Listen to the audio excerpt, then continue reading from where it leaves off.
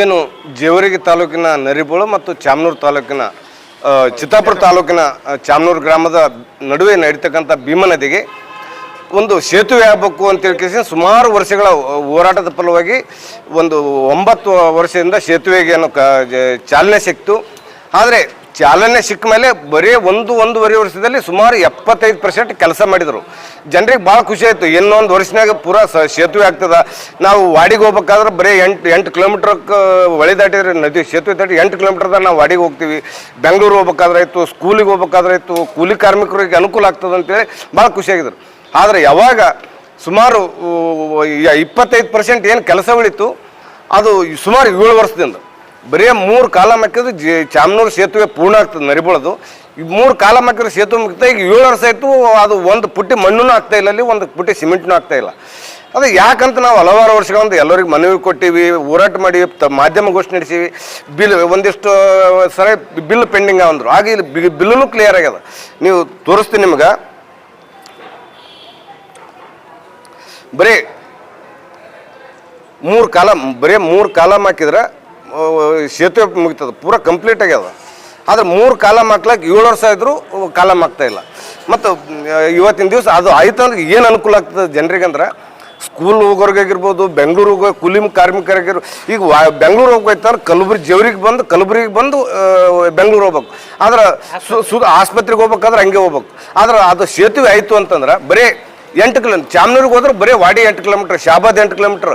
ಈಗ ದೇವಸ್ಥಾನ ದಂಡಗುಂಡ ಬಸವಣ್ಣ ಆಗಿರ್ಬೋದು, ಅಲಕಟ್ಟಿ ವೀರಭದ್ರೇಶ್ವರ ಆಗಿರ್ಬೋದು, ಎಲ್ಲಿಗೆ ಹೋಗ್ಬೇಕಾದ್ರೆ ಕಡೆ ಸೇತುವೆ ದಾಟಿದ್ರೆ 10-20 ಕಿಲೋಮೀಟರ್ದಾಗ ಎಲ್ಲ ದೇವಸ್ಥಾನಗಳು ಅಷ್ಟು ಅನುಕೂಲ ಅದ. ಮತ್ತು ಎಲ್ಲಕ್ಕಿಂತ ವಿಶೇಷವಾಗಿ ವಾಡಿನಿಂದ ಸಿಮೆಂಟ್ ಲಾರಿಗಳಾಗಿರ್ಬೋದು ಹೋಗ್ಬೇಕಾಯ್ತಂದ್ರೆ, ಈಗ ಜೇವರಿಗೆ ಹೋಗ್ಬೇಕಾಯ್ತು, ಬಿಜಾಪುರಕ್ಕೆ ಹೋಗ್ಬೇಕಾದ್ರೆ ಸುತ್ತ ಹಾಕೊಂಡು ಹೋಗ್ಬೇಕು. ಈ ಚಾಮನೂರು ಮೇಲಿಂದ ಹೋಗ್ಬೇಕಾದ್ರೆ ಜೇವರಿಗೆ ಬರೀ 16 ಕಿಲೋಮೀಟರ್, 20 ಕಿಲೋಮೀಟರ್, 24 ಕಿಲೋಮೀಟರ್ ವಾಡಿಗೆ. ಹಿಂಗೆ ಬರ್ಬೇಕಾದ್ರೆ 70-80 ಕಿಲೋಮೀಟರ್.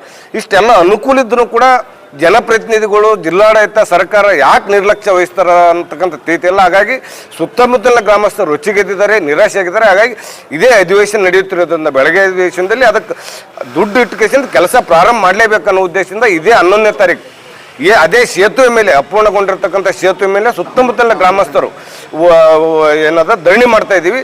ಹಗಲು ರಾತ್ರಿ ಧರಣಿ. ಅಲ್ಲಿ ಕೆಲಸ ಪ್ರಾರಂಭವಾಗುವವರೆಗೂ ಕೂಡ ಹೇಳ್ಬಾರ್ದು ಅಂತಕ್ಕಂಥ ಒಂದು ನಿರ್ಧಾರವನ್ನು ಮಾಡಿದ್ವಿ. ಇಲ್ಲ, ಸುತ್ತಮುತ್ತಲಿನ ನೋಡಿ ಸುಮಾರು 100ಕ್ಕಿಂತ ಹೆಚ್ಚು ಜನ ಹಗಲು ರಾತ್ರಿ ಇರೋದ್ರಿಂದ ಬರ್ತಾರೆ ಹೋಗೋದು. ಒಟ್ಟು ಈ ಸಲ ಒಂದು ಎಲ್ಲರೂ ಅವರೇ ಸ್ವಯಂ ಪೂರ್ತಿಯಾಗಿ ನಮ್ಮಕ್ಕಿಂತಲೂ ಹೆಚ್ಚಿನ ಆಸಕ್ತಿ ಆ ಜನರೇ ವಹಿಸ್ತಾರೆ ಅಂತಕ್ಕಂಥದ್ದು ಮಾಹಿತಿ ಕೊಡ್ತೀವಿ. ಮೂಲಭೂತ ಕಾರಣ ಏನು ಸರ್? ಅದು ಬ್ರಿಡ್ಜ್ ಜನಗಳಿಗೆ ತೊಂದರೆ ಆಗ್ಬೇಕಂತ ಮಾಡಬೇಡ್ತಾ ಇಲ್ಲ, ಅದೇ ಉದ್ದೇಶ. ಮತ್ತೆ ಈಗ 3 ಕಾಲಮ್ ಹಾಕಿದ್ರೆ ಕೆಲಸ ಮುಗಿತಂದ್ರೆ ಮತ್ತು ಜನರಿಗೆ ಅನುಕೂಲ ಮಾಡಿಕೊಡಬಾರ್ದಂತ ದುರುದ್ದೇಶನೇ ಕಾಣ್ತದೆ ಬಹುಶಃ. ಹಂಗಾಗಿ ಜನರು ಎಲ್ಲ ಭೇಟಿಯಾಗಿವಿ. ಈ ಅಧಿವೇಶನದಾಗ ಮಾಡ್ತೀವಿ ಅಂತಾರೆ. ಆದರೂ ನಾವು ಒಬ್ಬರಿಗೆ ಇನ್ಚಾರ್ಜ್ ಮಿನಿಸ್ಟ್ರು ಅವರಿಗೂ ಸಂಬಂಧಪಟ್ಟದ, KKDB ಅಧ್ಯಕ್ಷ ಸಂಬಂಧಪಟ್ಟದ. ಹಂಗಾಗಿ ಎಲ್ಲರಿಗೂ ಒತ್ತಡ ಬೀಳಲಿ, ಸರ್ಕಾರದ ಮೇಲೆ ಇವ್ರು ಒತ್ತಡ ಹಾಕಲಿ, ಮುಖ್ಯಮಂತ್ರಿಗಳಿಗೆ ಒತ್ತಡ ಹಾಕಿ ಅದಕ್ಕೆ ಅನುದಾನ ಇದ್ರೂ ಸರಿ, ಇಲ್ಲ ಅದು ಖರ್ಚಾಗಿದ್ದಾಗ ವಿಶೇಷ ಅನುದಾನ ನಡೆಸ್ಕೇಸಿಂದ ಈ ಕೆಲಸ ಪ್ರಾರಂಭ ಮಾಡ್ಬೇಕಂತೇಳಿ ನಾವು ಕೆಲಸ ಪ್ರಾರಂಭ ಮಾಡೋವರೆಗೂ ನಾವು ಆ ಜಾಗದಿಂದ ಎದ್ದೇಳ ಅಂತಕ್ಕಂಥ ಒಂದು ನಿರ್ಧಾರ ಮಾಡಿದ್ವಿ. ಹೌದೌದು, ಅದೇ 3 ತಿಂಗಳದಾಗ ಮಾಡ್ತೀವಿ ಅಂತ ಹೇಳಿದರು. ಆದ್ರೆ ಇನ್ನು ಅದು ಸಮಯ ಕಲ್ತಲ್ಲಿ ಈ ಅಧಿವೇಶನದಾಗ ಮಾಡ್ತೀವಿ ಅಂತ ಹೇಳಿದಾರೆ. ಆದರೂ ಹಿಂಗಾಗಿ ನಾವು ಅಧಿವೇಶನದಾಗ ಬರೀ ಮಾತಿನ ಮೇಲೆ ಇದು ಬೇಡ, ನಾವು ಕುಂತ ಮೇಲೆ ಅಲ್ಲಿ ಬಂದು ಕೆಲಸ ಚಾಲನೆ ಮೇಲೆ ನಾವು ಹೇಳ್ಬೇಕನ್ನೋ ಒಂದು ನಿರ್ಧಾರ ಮಾಡಿದ್ವಿ. ಇಲ್ಲ, ಮತ್ತೆ 7 ವರ್ಷ ಐತಿ, ಇನ್ನೂ ಏನು ಭರವಸೆ ಮಾಡ್ಬೇಕು. ಹಂಗಾಗಿ ಜನರು ಅದೇ ಜಾಗದ ಮೇಲೆ ಕೂಡಂಬ್ರಿ ಆಗತಕ್ಕ ಹೇಳೋದೇ ಬೇಡ ಅಂತಕ್ಕಂಥ ಒಂದು ನಿರ್ಧಾರಕ್ಕೆ ಬಂದವರು. ಹಂಗಲ್ಲ, ಈಗ ಹಳಿ ಪೆಂಡಿಂಗ್ ಈಗ ಒಂದು ಬಜೆಟ್ ಇಟ್ಟಿರ್ತಾರ. ಒಂದು ಬಜೆಟ್ ಇಟ್ಟಾಗ 6 ವರ್ಷ 7 ವರ್ಷ ಆದ ಕೂಡಲೇ ಬಜೆಟ್ ಹೆಚ್ಚಾಗಿರ್ತದೆ, ಸಿಮೆಂಟ್ ರೇಟ್ ಹೆಚ್ಚಾಗಿರ್ಬೋದು.